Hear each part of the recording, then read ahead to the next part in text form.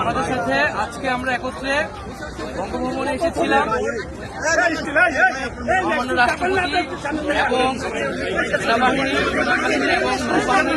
নৌবাহিনীর সাথে আমাদের দীর্ঘ সময় বর্তমান পরিস্থিতি এবং অন্তর্বর্তীকালীন সরকার নিয়ে আলোচনা হয়েছে, আলোচনা হয়েছে এবং ছাত্র নাগরিক অভ্যুত্থানকারীদের পক্ষ থেকে এই সরকার প্রস্তাব করা হবে। সেই প্রস্তাবিত সরকারই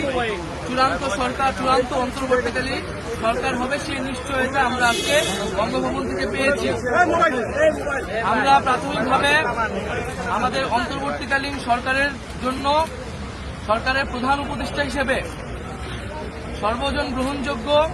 নোবেল পুরস্কার বিজয়ী আন্তর্জাতিক খ্যাতিসম্পন্ন ব্যক্তিত্ব ডক্টর মোহাম্মদ ইউনূসের নাম প্রস্তাব করেছিলাম এবং আজকে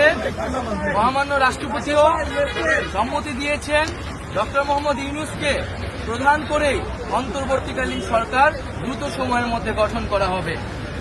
এবং আমরা এই অন্তর্বর্তীকালীন সরকারের একটি প্রাথমিক তালিকা দিয়ে এসেছি, যেখানে নাগরিক সমাজ সহ ছাত্র প্রতিনিধিত্ব রয়েছে এবং খুবই দ্রুত সময়ের মধ্যে আমরা এই তালিকাটি নিয়ে বিভিন্ন রাজনৈতিক পক্ষের সাথে আলোচনার মাধ্যমে এটি চূড়ান্ত করা হবে এবং খুবই দ্রুত সময়ের মধ্যে অন্তর্বর্তীকালীন সরকার ঘোষণা করা হবে এবং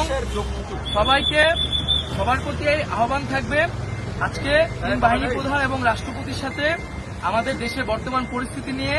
আলোচনা হয়েছে। রাষ্ট্রপতি এবং মহামান্য রাষ্ট্রপতি এবং তিন বাহিনীর প্রধান অভ্যুত্থানকারী ছাত্র নাগরিকদের এ সম্মান জানিয়েছেন এবং পাশাপাশি দেশে যে ধরনের পরিস্থিতি চলছে, অরাজকতা এবং সহিংসতা আমরা দেখছি নানা ধরনের, তার প্রতি গভীর উদ্বেগ প্রকাশ করেছেন এবং আমরা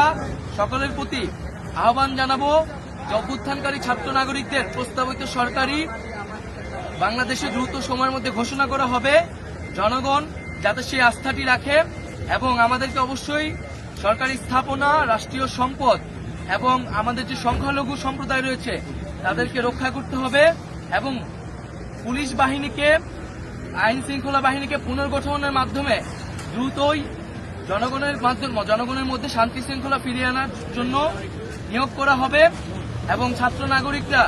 যে আজকেও ঢাকা শহরে ট্রাফিকের দায়িত্ব নিয়েছেন, এটি মন্দির পাহারা দিচ্ছেন, এটিকে সবাই প্রশংসা করেছেন এবং দেশের আইন শৃঙ্খলা বাহিনী ফিরে আসা না পর্যন্ত আমাদেরকে সবাইকে সতর্ক থাকতে হবে এবং আমাদেরকে এই যে কোনো ধরনের নাশকতা যাতে না হয়, লুটপাট যাতে না হয়, সেজন্য ছাত্র জনতাকে পাহারা দিতে হবে, সতর্ক অবস্থানে থাকতে হবে। সকলে মিলে ছাত্র জনতার দেশ গঠনের মাধ্যমে আমরা যে নতুন বাংলাদেশ, সেই বাংলাদেশ বিনির্মাণ করব।